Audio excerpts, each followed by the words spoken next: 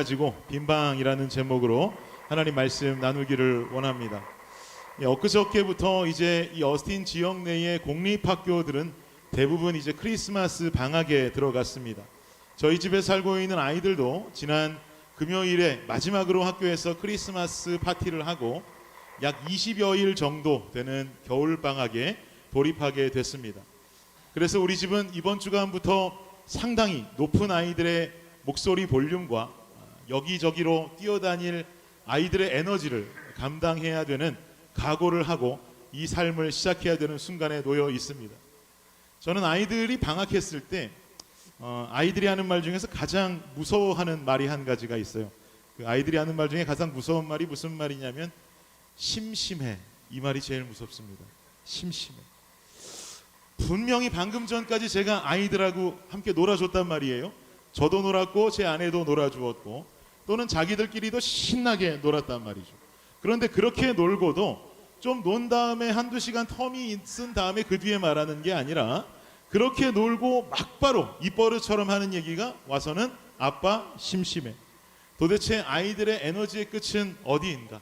5명의 아이를 키우면서도 아직 이 질문에 대한 명쾌한 해답을 찾지는 못했습니다.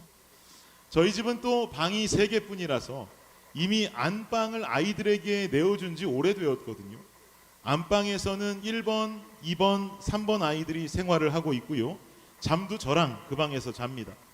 그리고 뒤에 4번과 5번 아이들은 끝방에서 엄마랑 함께 잠을 자고 그 방에서 생활을 하고 있습니다. 그리고 중간에 하나 남아진 나머지 방 하나는 아이들의 옷을 넣어둘 서랍장만 갖다가 넣었는데도 5명 아이들의 서랍장이 들어가 있다 보니까 방 하나가 서랍장만으로 그냥 꽉 차버렸어요. 그래서 우리 집에서 늘 제가 있는 자리는 할 수 없이 주방 한켠에 마련한 제 컴퓨터가 있는 제 책상과 혹은 거실에 있는 소파에 앉아 있는 곳, 딱 2가지밖에 제가 갈 곳이 없습니다. 그나마도 요새 제가 카이로프랙틱을 다니면서 제 고질병이었던 허리를 좀 고치는 중인데요. 카이로프랙틱 선생님께서 저한테 뭐라고 말씀하시냐 하니까 목사님, 소파에는 앞으로 절대 앉지 않으시는 겁니다.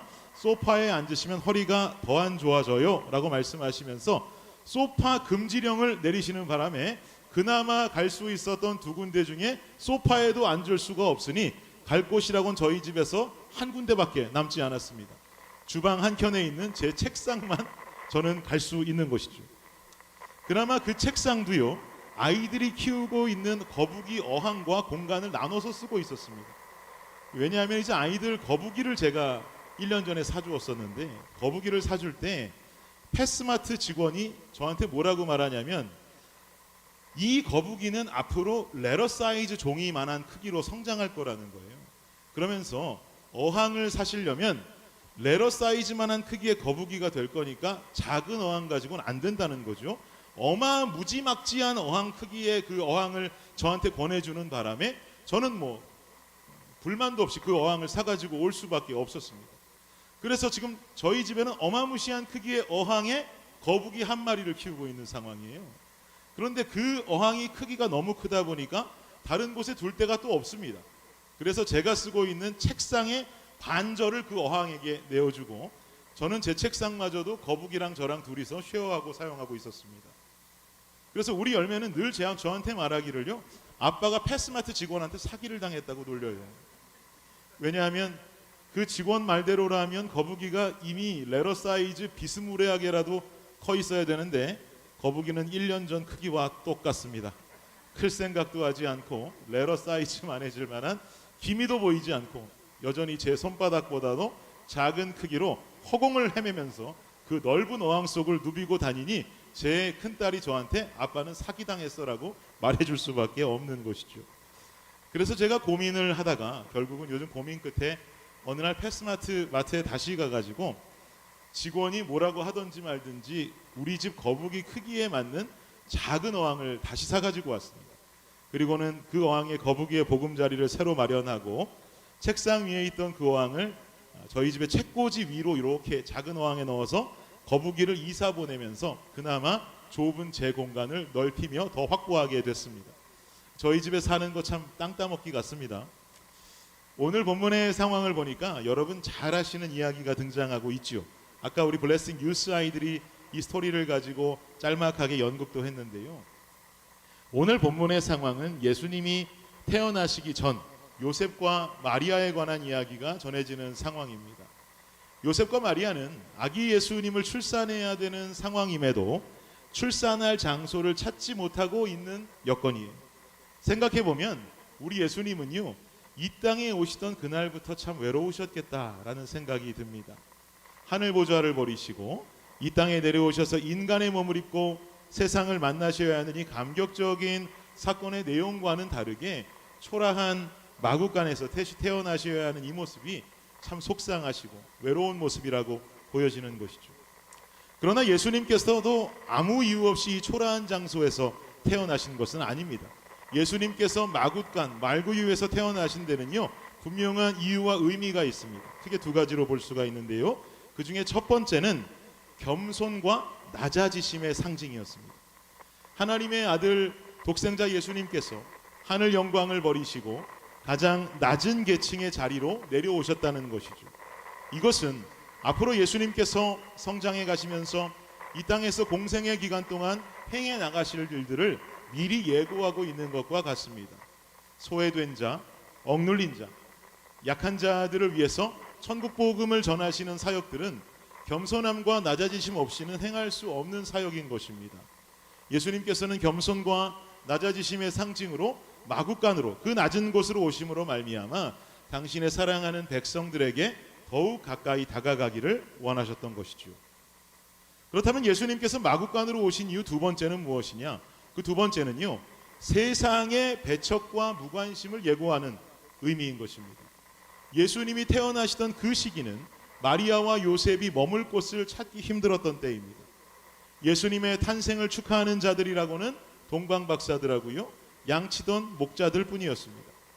예수님이 마구간에 오심으로 말미암아 앞으로 세상에서 당하게 되실 배척과 사람들의 무관심의 이야기들이 이미 마구간에 오시는 그 상황들로서 예고되고 상징되어지고 있는 것이죠.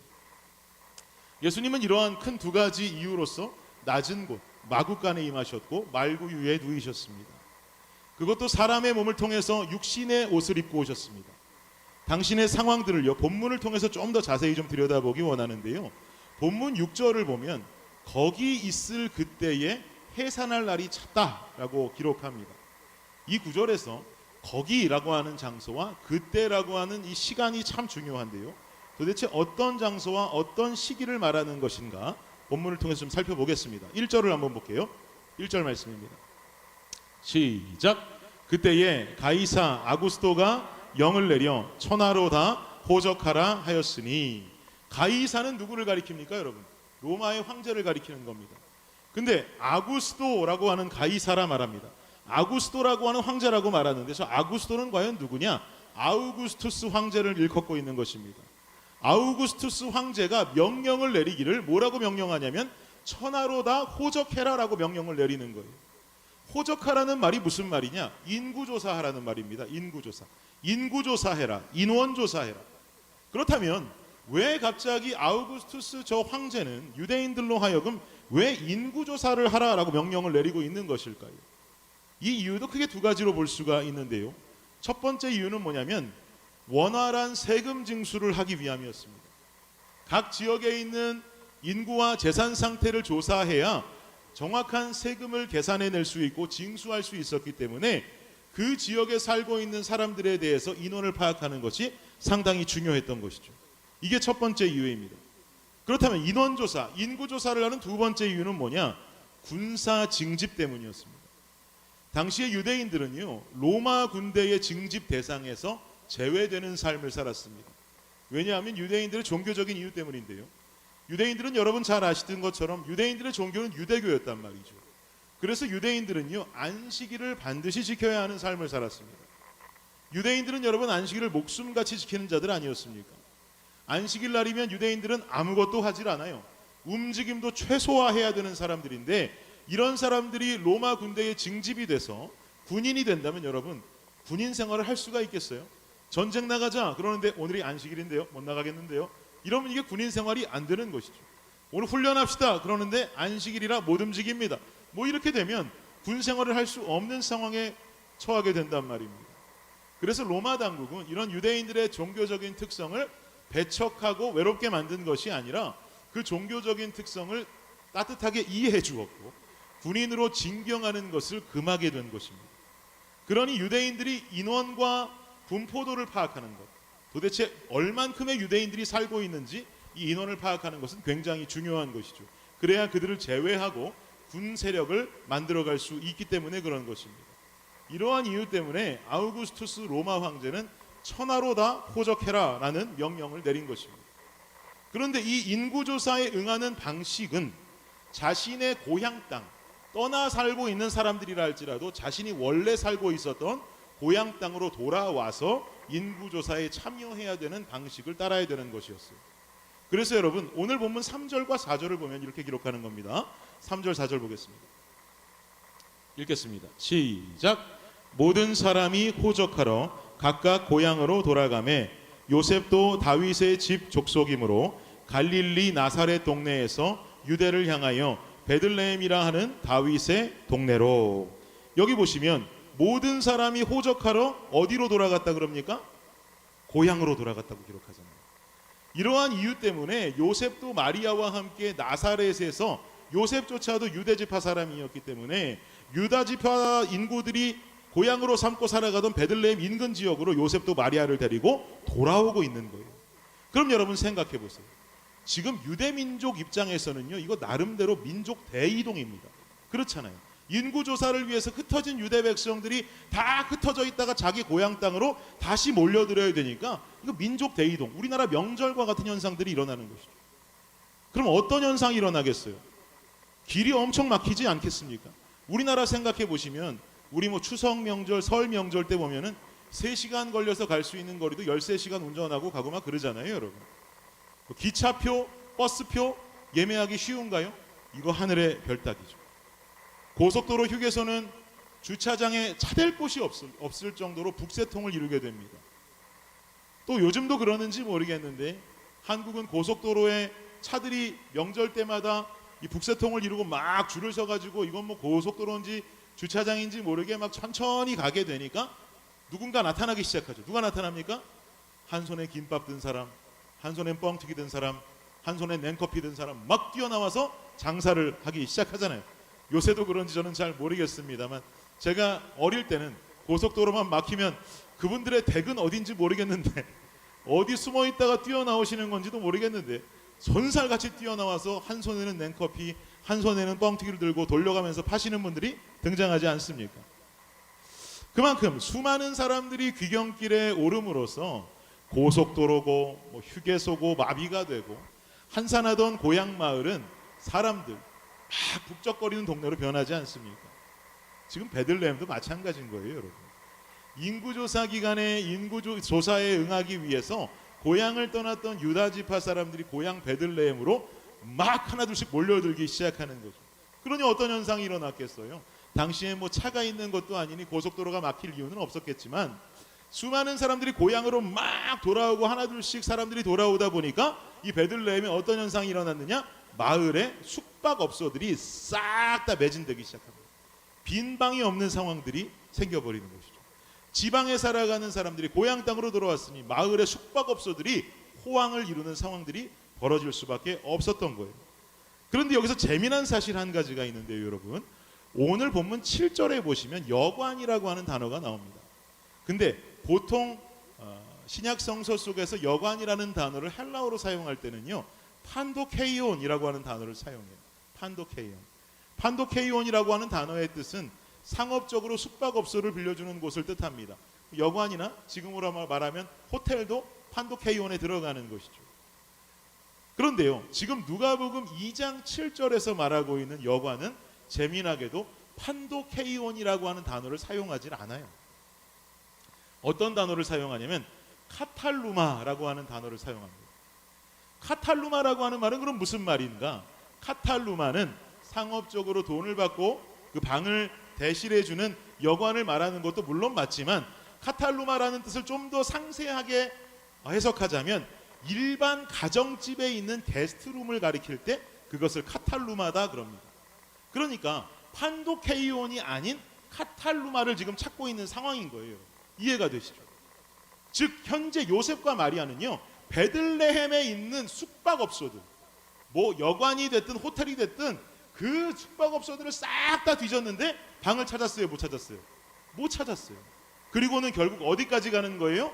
집집마다 있는 게스트룸마저 알아보고 다니고 있지만 그마저도 구하지 못하는 절박한 상황 속에 놓여 있는 것이죠.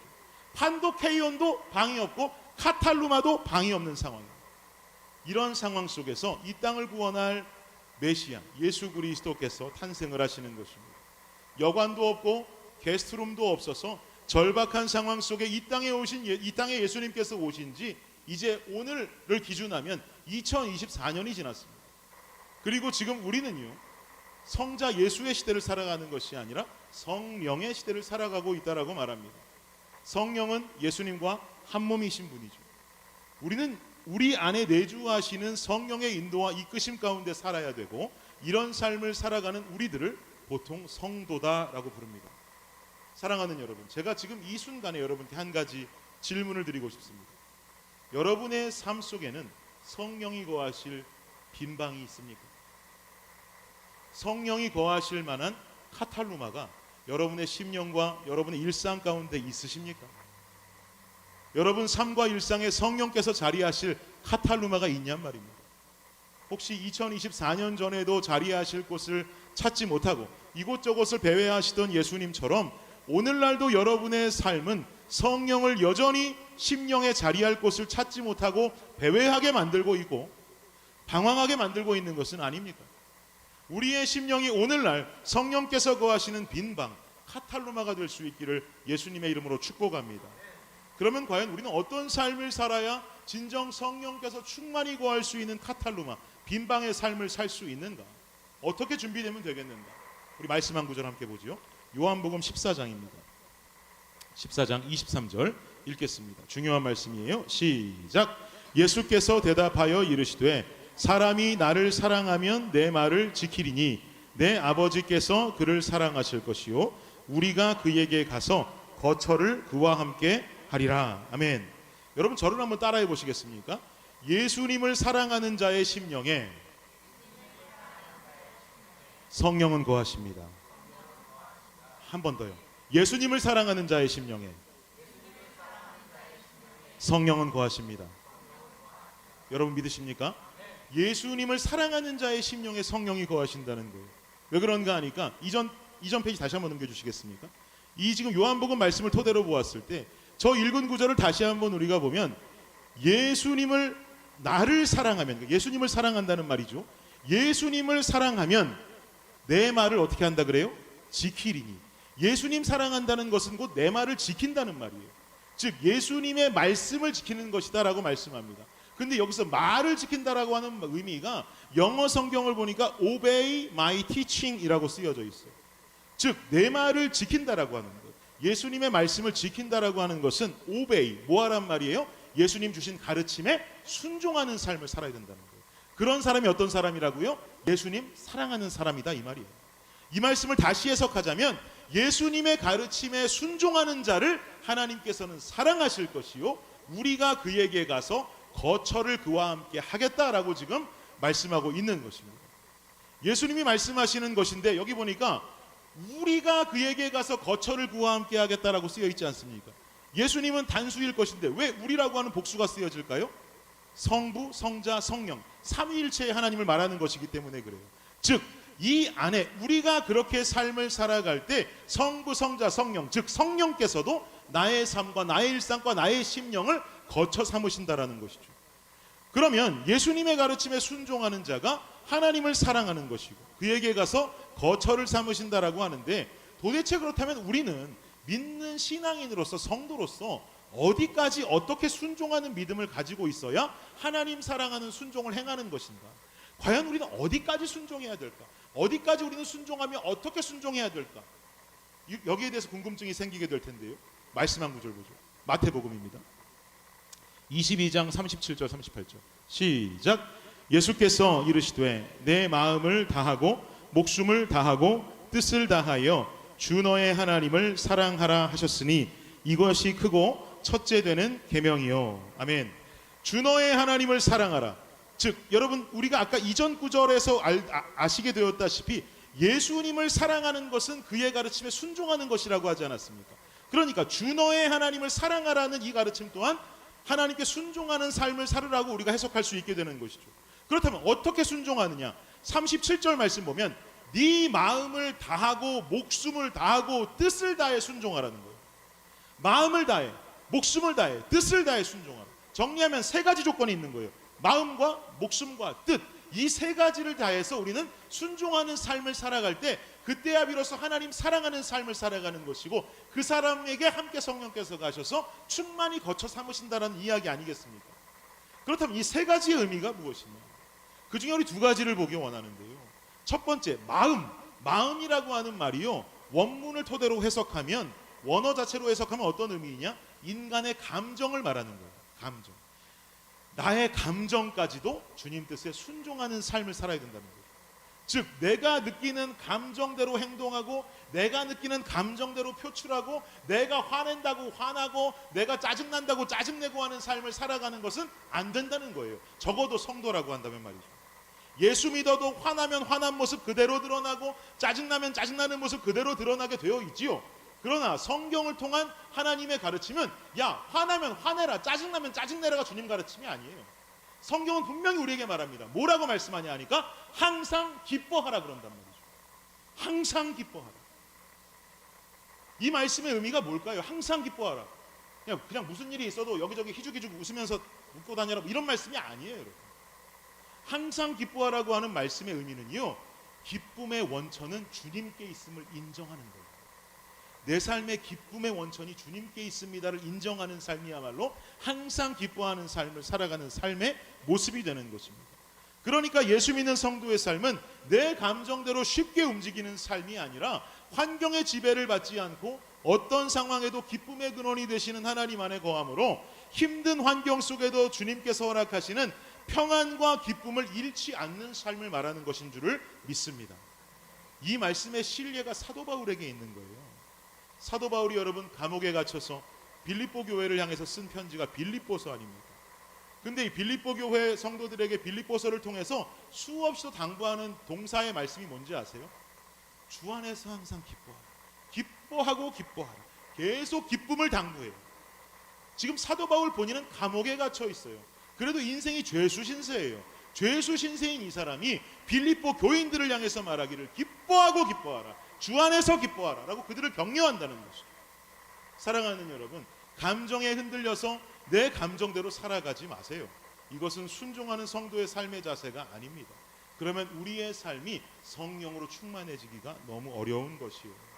감정에 치우쳐 살아가고 환경에 치우쳐 살아가는 삶의 모습이 아니라 주님, 내가 이러한 삶의 모습이라 할지라도 내가 이런 상황 속에 처해 있다 할지라도 기쁨의 원천은 주님이시니 주님 바라보고 기쁨과 평안의 삶을 살아가기 원합니다 라고 선포하고 결단할 수 있는 저와 여러분의 삶이 되시기를 예수님의 이름으로 축복합니다. 그럼 우리 두 번째는 무엇에 순종해야 되는가? 마음, 목숨. 우리 목숨은 뛰어넘자고요. 목숨이야 무슨 뜻인지 아실 것 같고요. 그 다음은 뜻입니다. 뜻. 그럼 뜻을 다해 순종하라. 이게 무슨 말입니까? 여기서 뜻이라고 하는 말의 역시 원어적 해석은요, 이성을 가리킵니다. 이성. 여러분 생각해 보세요. 신앙생활이라는 것 자체가 이성으로 다가가서 이해하기 굉장히 어려운 세계 아닙니까? 예수를 믿고 교회를 다니면서 신앙생활을 해나가는 사람들도 내 삶에 나타나는 상황들을 이성적으로 해석하려고 들 때가 많이 있습니다. 저도 그래요. 그런데 이성적으로 달려들어서 내 삶에 나타나는 현상들과 상황들을 이해하려고 들면 여러분 확실하게 잘 해석이 되어지시던가요? 이성적으로 우리의 신앙과 우리의 환경과 우리의 모습들을 해석하려고 하면 참 이해 안 되는 거 너무나 많아요. 왜 내게 이런 어려운 일들이 벌어지지? 왜 내게 이런 이해 못하는 일들이 생겨나지? 이거 이성적으로 이해하려고 애쓴다면 이해되지 않지요. 그런데요, 도리어 이러한 상황들조차 그래 하나님께서 허락하신 일들이구나라고 믿음으로 선포하고 주어진 시간을 믿음 안에서 견뎌내고 살아가다 보면 그 시간을 모두 지나서 돌아보니까 그제야 하나님의 일하심이 이성적으로 이해가 될 때가 더욱 많지 않습니까? 그 상황 속에서 모르는 거예요. 상황을 믿음으로 지나가고 돌아보니 주님께서 그래서 나에게 그때 이렇게 하셨던 것이구나, 내게 그때 그래서 이런 일들이 일어났던 것이구나 라고 이해되고 정리되는 경험들을 우리는 신앙생활 하다 보면 하게 된단 말이죠. 예수 그리스도의 가르침에 순종한다고 하는 것은 이런 나의 이성적인 자아들을 주님의 십자가 앞에 내려두고 내 삶을 재앙이 아니라 평안으로 인도하신다고 약속하신 그 하나님의 약속과 인도하심을 신뢰하고 따르는 것인 줄을 믿습니다. 이것이 바로 뜻을 다하는 순종의 자세가 되는 것이죠. 이런 신앙을 가지고 순종의 삶을 살아가는 자의 심령을 성령께서는 어떻게 하신다고요? 거처 삼으신다는 거예요. 충만케 채우신다는 말이죠. 감정에 휘둘려서 살아가지 않는 삶, 하나님의 인도하심 속에 나의 이성과 생각조차도 내려놓을 수 있는 삶, 이것이 순종의 삶입니다. 그리고 이 삶을 살아가는 것이 바로 성령께서 거하실 빈 방을 내 삶에 미리 준비하는 삶의 모습이 되는 것입니다. 이러한 가르침을 토대로 여러분께 다시 한번 질문드립니다. 여러분 삶에 빈 방이 있습니까? 성령께서 거하실 빈 방이 있으십니까? 빈 방이 준비되어지시기를 예수님의 이름으로 축복합니다. 지금까지 준비하지 못했다 할지라도 우리 오늘 함께 결단했으면 좋겠어요. 빈 방을 준비하기 원합니다. 주님, 나 홀로 힘으로 너무 힘듭니다. 어떻게 환경에 치우치지 않을 수가 있겠습니까? 어떻게 나의 이성을 돌아보지 않을 수 있겠습니까? 주님, 내 이성대로라면 주님 믿을 수 없고 내 감정대로라면 오늘 내가 주님 앞에 소리를 치고 원망하고 내 삶이 왜 이러느냐고 주님 앞에 한탄할 수밖에 없는 인생이지만 주님께서 이것마저 순종하기 원하신다면 나의 뜻과 나의 마음, 즉 나의 이성과 나의 감정까지도 주님 앞에 온전히 내려놓습니다. 그리고 말씀대로 순종하며 살아가기를 간절히 원합니다 라고 결단할 수 있는 저와 여러분 삶이 되시기를 예수님의 이름으로 축복합니다. 결론을 맺겠습니다. 서론에서 말씀드린 것 같이 저희 가족이 살고 있는 집의 안방은 이미 1번, 2번, 3번 아이들에게 그 소유권이 넘어간 지 오래입니다. 법적 절차를 밟지는 않았지만 이미 소유권이 넘어가서 그 아이들의 방이 된 지 오래입니다. 그래서 그 안방 안에는요, 우리 새 아이들이 사용하는 책상이 3개가 들어가 있습니다. 3개의 벽에 한 군데는 열매 책상, 마음이 책상, 드림이 책상이 책상 3개로 3개의 벽을 차지하고 있습니다. 나머지 남아있는 1개의 벽 쪽으로는 침대 2개가 들어가 있습니다. 아무리 안방이 크다 할지라도 여러분, 애들 책상 3개와 침대 2개 들어가 있으면 꽉 차 있지 않겠어요?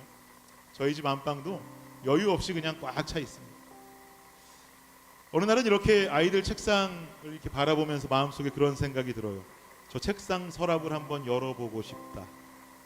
도대체 우리 아이들은 책상 서랍에 뭘 넣어두고 살고 있을까? 왜냐하면 그 책상 안에 들어있는 대부분의 물건들을 보면 요즘 우리 아이들이 어떤 곳에 관심을 두고 살아가는지 대충 답이 나올 것이기 때문에 굉장히 궁금해지더라고요. 그래서 아이들 학교 간 뒤에 차례차례 책상을 제가 한번 열어봤습니다. 가장 먼저 우리 큰아이 열매의 책상 서랍을 열어보았더니 내용물이 다양합니다. 가장 먼저 눈에 띄는 건 학용품이 가득 들어있습니다. 그리고 각종 스티커들이 들어있어요. 교회에서 말씀 암송하면 나눠주는 스티커들을 쓰지도 않고 가득 모아둔 스티커들이 있더라고요. 아니 이 녀석 스티커도 이렇게 많은데 뭐 암송하고 호범이 삼촌이 스티커 안 줬다고 나한테 뭐라고 그랬던 거야? 생각될 정도로 스티커가 많이 쌓여져 있는데도 여전히 이 녀석은 늘 스티커를 원하고 있어요. 그리고 그 서랍 속에 가장 큰 자리를 차지하고 있던 것은 뭐냐면 팔찌를 만들 수 있는 재료가 들어있는 장난감 통이 있는데 그 장난감 통이 들어가 있습니다. 열매의 관심사가 뭔지 대충 눈에 들어오더라고요. 특히 요즘 열매가 팔찌 만드는 크래프트에 푹 빠져 있습니다. 뭐 이렇게 비즈 같은 거를 낚시줄 같은 데 꿰가지고 팔찌를 만드는 것인데 그걸 만들어가지고 우리 교회 이모들 원하는 분들한테도 선물한 걸로 알고 있어요. 근데 우리 교회 이모님들께서 받으시고 고마워하고 끝내셨어야 되는데 우리 열매한테 뭐라고 말씀하셨냐면 무심코 던진 격려의 한마디로 열매야 이거 팔아도 되겠어. 이 한마디를 던진 한마디 때문에 우리 열매는 요즘 사업을 구상하고 있습니다. 이 팔찌를 팔아서 자신은 꼭 부자가 될 것이라고 하는 꿈을 꾸고 있어요. 그래서 제가 열매에게 물었습니다. 열매야 그래서 팔찌를 하나에 얼마에 팔 거야? 그랬더니 열매가 하는 말이 자기는 50센트도 비싸다고 생각한다 그래요. 제가 그 이야기를 들은 순간 남는 것 없이 손해만 막심하겠구나. 그리고 우리 딸이 사업성은 없다라고 하는 결론을 내렸습니다. 어디서 팔 거야? 그랬더니 집 앞에서 팔겠대요. 왜 집 앞에서 팔 거야? 그랬더니 집 앞이 가장 안전할 것 같다는 거예요. 다른 데 가면 위험할 것 같고, 집 앞에 다니는 사람 맨날 똑같은 사람들인데 한 번 사면 두 개는 못 팔겠네. 그랬더니 고민에 또 빠지기 시작했어요. 손해가 막심할 것 같습니다. 다음으로 둘째 아이 마음이의 책상 서랍을 열어보았습니다. 열어보고는 전 정말 깜짝 놀랐습니다. 저는 H마트에 온 줄 알았어요. 서랍 안을 가득 채우고 있는 사탕과 초콜릿이 하나하나 세보지 않았어도 언뜻 봐도 이미 100개는 좋게 넘을 사탕과 초콜릿들. 그거 몰래 언니라 동생들이 하나라도 몰래 빼먹다 걸리면 그날은 마음이의 진노가 터지는 날입니다. 그 가득 차 있는 사탕과 초콜릿들, 할로윈이나 크리스마스 때 받은 사탕 초콜릿을 보통 자기 언니나 동생들은 같이 나눠 먹고 나눠주기도 하고 그러는데, 마음이는 둘째 아이라 그런지 이 녀석이 고집이 센지 어떤지는 몰라도 모든 초콜릿과 사탕을 책상 안에 넣어두고 자기만 꺼내서 먹는 삶을 살고 있습니다. 그리고는 네일 아트를 할 수 있는 스티커 손톱들이 가득 들어있어요. 우리 마음이의 장래 희망은요, 네일 아트 하는 언니가 되는 겁니다. 제가 우리 마음이가 아빠 나는 네일 아트 하는 언니가 될 거예요 라고 하길래, 그래 이왕 그렇게 할 거면 세계적인 네일 아티스트가 되거라 그랬습니다. 열매와 마음이의 관심사가 서랍을 열어보니까 뚜렷하게 보여집니다. 그리고 가장 기대가 되는 마지막으로 드림이의 서랍을 열었습니다. 드림이의 서랍을 여는 순간 저는 뒤로 고꾸라질 정도로 너무나 많이 놀랐어요. 왜냐하면 책상 서랍이 3단인데 일단 가장 큰 서랍인 세 번째 서랍을 열었는데 아무것도 없습니다. 아무것도 없어요. 누나들 책상 서랍은 많이 뭐가 차 있으니까 열릴 때 힘들었거든요. 드드드드. 근데 드림이는 럭 하고 열리더라고요. 안에 들은 게 제가 보니까 자기 팔 부러졌을 때 반친구들이 써준 엽서 몇 조각밖에 없어요. 그래서 얘는 도대체 뭐라고 사는 거지. 두 번째 서랍을 열었더니 두 번째 서랍에서는 뭐가 나왔냐면 본인 수학 문제집들이 가득 나왔습니다. 첫 번째 서랍을 열었더니 10여 장 되는 포켓몬 카드가 출몰되었어요. 제가 그래서 드림이의 책상 서랍을 보고는 그래 우리 드림이의 관심사는 다른 것 없구나, 포켓몬 카드면 되는구나 라는 생각을 했습니다. 여러분, 이처럼 비어있는 공간 속에 무엇으로 채워져 있는가가 그 사람의 삶을 대변합니다. 여러분 삶에 비어있는 공간 속엔 도대체 뭘로 가득 채워져 있으십니까? 여러분의 책상 서랍을 열면 뭘로 가득 채워져 있으세요? 책상이 없으시다면 혹시 컴퓨터 폴더들을 열면 뭘로 그렇게 가득 채워져 있으십니까? 혹은 여러분의 생각 속에서 여러분의 생각을 지배할 수 있도록 가득 채워져 있는 무언가는 과연 무엇입니까? 뭘로 가득 채워져 있는 삶을 살아가고 계십니까? 여러분, 만약에요, 우리 하나님 마음의 빈 공간이 있었다면, 하나님 마음의 빈 공간은 뭘로 가득 채워져 있었을까요? 저는 확신하건대 하나님 마음의 빈 공간이 있었다면 그 빈 공간을 가득 채우고 있었던 주인공은 바로 저와 여러분이었을 것이라고 확신합니다. 이것은 예수 그리스도의 초림이 중요한 증거가 됩니다. 하나님 마음속엔 죄 많은 백성들, 죄 많은 아들과 죄 많은 딸들을 향한 생각으로 가득하셨기 때문에 예수 그리스도 독생자 하나뿐인 아들을 이 땅으로 내려보내시는 결정을 하셨던 것입니다. 그의 안중에 우리라고 하는 존재에 대한 사랑과 우리 아들과 딸들에 대한 존재와 사랑에 관한 생각이 없었더라면 하나뿐인 독생자 아들을 이 땅에 보내내리시는 결정은 결단코 하시지 않았을 것입니다. 이러한 이유로 인해서 이 땅에 오신 예수 그리스도, 당시의 유대 민족들은 예수님을 메시아로 모실 수 있는 마음의 빈방이 전혀 준비되어 있지 않았습니다. 그러니 그들은 예수님을 통한 이적과 기적들에만 관심이 많았고 그를 환대할 마음조차도 없었던 것이죠. 빈방이 없으니 그들 가운데 마음 편히 거할 곳도 없으셨던 예수님, 이젠 우리가 성령이라는 이름으로 우리 안에 살아계신 하나님을 내 삶의 빈방으로 모셔드리기를 원합니다. 서랍 속에 무엇이 들어있는지를 보면 그의 관심사를 알 수 있는 것처럼 우리 삶 속 빈방이 성령으로 채워진다면 우리의 관심사도 당연히 자동으로 하나님의 나라를 향할 수밖에 없는 것인 줄을 믿습니다. 하나님 나라를 향해 살아가는 인간들의 모습, 여러분, 이것이 바로 예수 그리스도께서 이 땅에 오셔서 십자가 보혈로 우리를 살리셨던 궁극적인 이유와 목적이 아니었겠습니까? 죽을 수밖에 없는 우리를 살리신 예수 그리스도의 사랑으로 생명을 얻은 우리들은요, 이제 더 이상 우리의 관심사를 나 자신, 내 욕심, 내 정욕으로 가져가는 것이 아니라 하나님의 나라로 돌이켜야 될 줄을 믿습니다.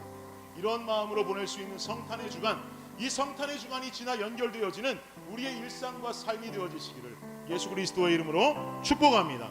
우리 함께 찬양하며 결단하며 나아가도록 하겠습니다.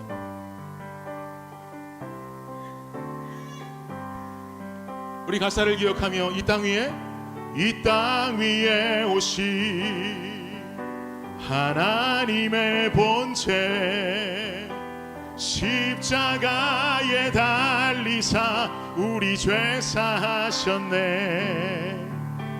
하나님이 그를 지극히 높여 모든 이름 위에 뛰어난 이름을 주사 우리 예수 이름 앞에 절하고 모든 입이 주를 시네. 영광 중에 오실 주를 보리라. 선포해 왕께 만세 왕께 만세. 존귀와 위엄을 찬양해. 왕께 만세. 주 예수 하나님.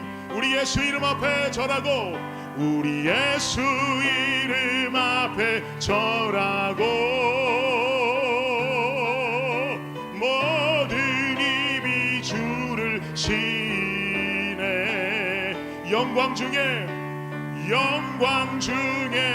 오실 주를 보리라. 선포해 왕께 만세 왕께 만세. 존귀와 위엄을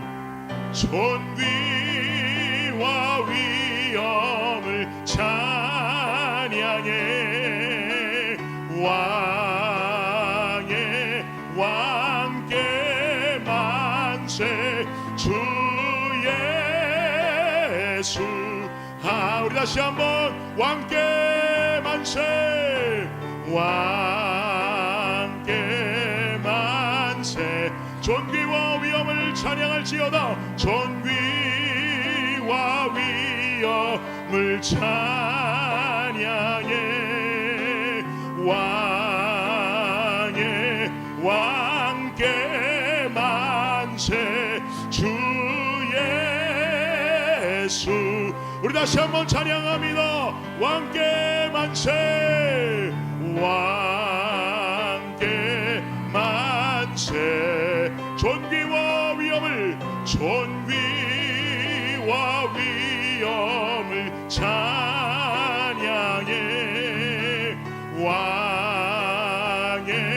왕께 만세. 주 예수 하나님. 여러분, 이 시간에 우리 한 목소리로 좀 기도의 시간을 갖기 원합니다. 기도하실 때 여러분, 오늘 말씀 들으시면서 어떤 마음의 결단이 드십니까? 여러분, 예수 그리스도를 상징하는 것은 십자가입니다. 십자가는요, 하나님을 사랑하는 것, 이웃을 사랑하는 것을 상징하는 형틀입니다. 우리 시간 함께 기도하며 나아가실 때에, 그렇습니다 주님, 내가 주님 사랑한다면, 내가 하나님 사랑을 실천하기 원한다면 아버지 하나님, 예수 그리스도의 가르침에 순종하는 삶을 살아야 할 것인데, 주님, 내 마음과 내 뜻을 다한 순종의 삶을 살아가기를 간절히 원합니다. 내 감정대로 움직이고, 화난다고 화내고, 짜증난다고 짜증내고, 이성적으로 이해되지 않으면 예수 못 믿겠다 말하고, 이런 모습들에서 다 내려놓고 온전히 하나님 그 한 분께만 그 말씀의 가르침에 순종하여서 내가 주님 믿고 주님 따라 나아갈 수 있는 나의 삶이 되게 하여 주옵소서. 이 십자가 형틀의 새로 선인 하나님 사랑을 우리가 실천하고 주님 말씀에 순종하면서 우리의 마음과 심령이 빈방의 상태로 남아있을 수 있는 우리의 삶이 되게 하여 주옵소서. 이 시간 주님의 이름 앞에 기도하며 나아가도록 하겠습니다. 기도합니다. 주님, 아버지 하나님, 우리가 기도하며 나아갑니다. 하나님 사랑을 지켜 나아가기를 원합니다. 주님, 사랑하는 것, 아버지 하나님, 이것보다 중요한 것이 어디 있겠습니까? 하나님 사랑하는 것은 아버지 하나님의 가르침에 순종하는 삶을 사는 것인 줄을 믿습니다. 아버지 하나님, 그 마음과 뜻을 다해 순종할 수 있는 우리가 되게 하여 주옵소서. 우리의 이성으로 주님을 이해하려 하기보다 아버지 하나님 주시는 은혜와 우리의 삶의 상황들로 주를 해석하고 아버지를 향한 아버지 평안의 믿음을 가질 수 있는 우리의 성도들이 될 수 있도록 주님 역사하여 주시옵소서. 주님 역사하여 주시옵소서. 아버지 하나님, 우리가 부르짖기는 주님 사랑하기 원할 때에 아버지 하나님 순종하는 그 마음이 주여 우리의 감정에 치우치지 않기를 주님 간절히 원합니다. 상황과 환경 속에 아버지 하나님, 내 상황이 예수 버릴 만하면 예수 버리고, 내가 화날 만하면 화를 내고, 짜증 날 만하면 짜증을 내고, 원망할 만하면 원망하는 아버지 하나님으로 비신자들의 모습이 아니요 아버지 하나님 올바른 성도의 모습으로 아버지여 주를 사랑하고 겸손한 마음으로 순종의 삶을 살아갈 수 있는 우리가 되기를 주여 간절히 원합니다. 주님 붙잡아 주시옵소서. 주여 역사하여 주시옵소서. 주님 감사합니다. 우리 이어서 한 가지 더 기도하기 원합니다. 예수 그리스도의 십자가는 그 세로선이 하나님 사랑을 말합니다. 오늘이 성탄주일에 우리는 또 예수님의 십자가의 가로선을 생각하지 않을 수가 없습니다. 우리의 이웃을 향해서 사랑하고 기도하고 한 가족과 한 몸 된 주의 공동체로 우리는 함께 기도하고 협력하는 삶을 살아야 할 줄을 믿습니다. 여러분, 우리 사랑하는 박상호 집사님께서 지금 몸속에 암세포가 발견되셨습니다. 다행히 다른 장기로 전이되어지진 않으셨지만 그 몸속에 있는 암세포들이 정말 하나님께서 강권적으로 역사하심으로 말미암아 모두 다 사라지는 역사가 일어나기를 간절히 원합니다. 가장 중요한 것은요, 우리 박상호 집사님 이제 12월 30일부터 이 모든 치료들을 행해 나가셔야 되는데, 이 치료에 있어서 중요한 것은 여러분 체력입니다. 체력으로 준비되어져서 정말 이 모든 치료들을 잘 감당하는 체력이 되셔야 할 텐데, 우리 박상호 집사님 체력을 주님께서 붙잡아 주시고 어떻게든 하나님께 강권적인 치료의 손길로 붙들어 주시고 능력의 오른손이 우리 박상호 집사님께 임하여서 모든 것이 씻은 듯이 나아서 이전보다 더욱 건강해진 우리 박상호 집사님 되게 하여 주시옵소서. 우리 이웃 사랑하는 마음으로, 우리 가족 사랑하는 마음으로 우리 박상호 집사님 위해서 함께 기도하며 부르짖어 나아가도록 하겠습니다. 기도합니다. 주여, 아버지 하나님, 박상호 집사님 주님께서 붙잡아 주시옵소서. 주님이여 예수 그리스도의 십자가를 완성하며 아버지 하나님, 우리가 주변에 있는 가장 가까운 이웃을 돌아보기를 간절히 원합니다. 주님이여, 그 몸에 있는 암세포가 모든 것이 씻은 듯이 아버지 하나님 사라질 수 있도록 주님께서 역사하여 주시옵소서. 아버지 하나님, 치유의 손길을 부어주사 주님께서 치료의 광선을 비추어 주사 주님이여, 그 모든 것이 아버지 깨끗하게 나음을 입을 수 있도록 주님이여 함께하여 주시옵소서. 우리가 기도하며 간구하기는 주의 능력의 오른손에 모든 것을 맡기고 치유의 손길에, 능력의 손길에 모든 것을 맡겨드리오니 아버지 하나님 함께하시어서 주님께서 만져주시고 그 왕국을 다 낫게 하여 주사 온전히 주님께 영광 돌리는 귀한 집사님 삶이 될 수 있도록 주님께서 역사하여 주시옵소서. 주님 함께하여 주시옵소서. 주여, 모든 것이 나음을 입어 이전보다 더욱 건강한 우리 집사님의 삶이 될 수 있도록 주여 역사해 주시옵소서. 주님 고치실 줄을 믿습니다.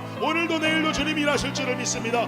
우리의 삶을 향하여 끊임없이 일하시는 그 하나님을 우리가 의지하며 나아가오니 주님 고치시고 주님께서 더욱더 말끔하고 깨끗하게 주님 씻어주시옵소서. 주여 씻어주시옵소서. 주여, 모든 것이 나음을 입을 수 있도록 주님 함께하여 주시옵소서. 주님 함께하여 주시옵소서. 주여 감사합니다. 주님 붙들어 주옵소서. 우리 다시 한번 주님 앞에 찬양하며 나아가기를 원합니다.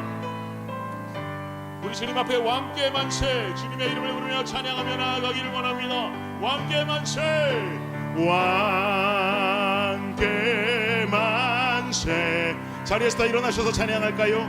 존귀와 위엄을 찬양해, 왕께 만세. 주의 예수 하나님. 호산나 다윗의 자손께, 호산나 다윗의 자손께, 호산나 불러 왕 중의 왕. 높은 하늘에, 높은 하늘에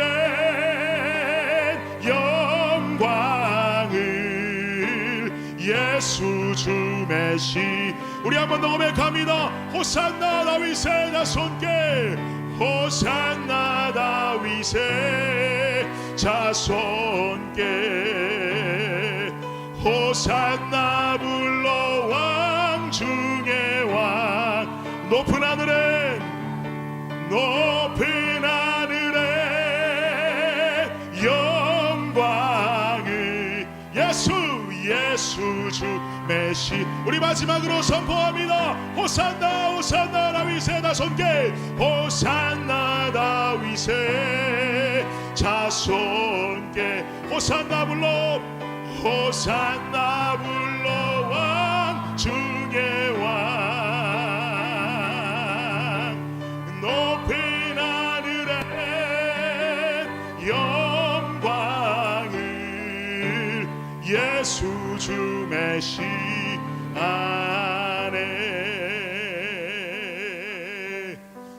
주님 감사합니다.